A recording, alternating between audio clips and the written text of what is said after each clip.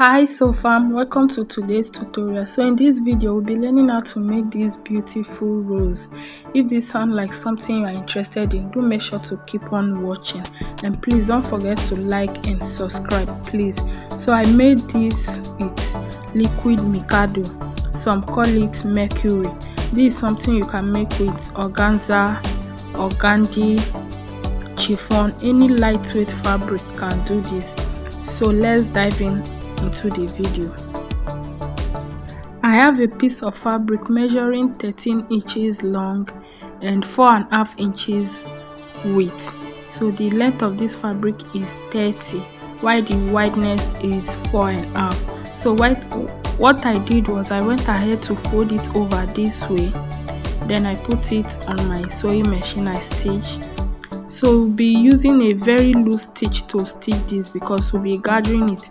You can also do this process with your needle and thread, but I did mine with the sewing machine. So while sewing, make sure your stitches are very loose so you can gather it. So you just run a very straight line, you fold it over like so. As you can see, as I'm folding it over, is kind of bending or squeeze. That's because of the way I folded it when I started sewing.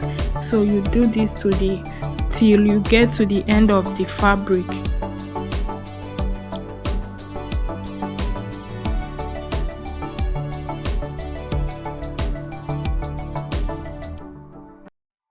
After which you go ahead to gather it up to your desired length.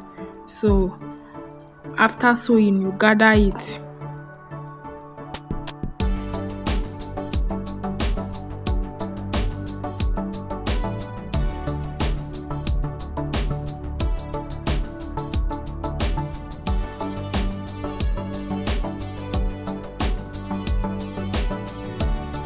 I'll go over and speed this up because it's taking a little longer.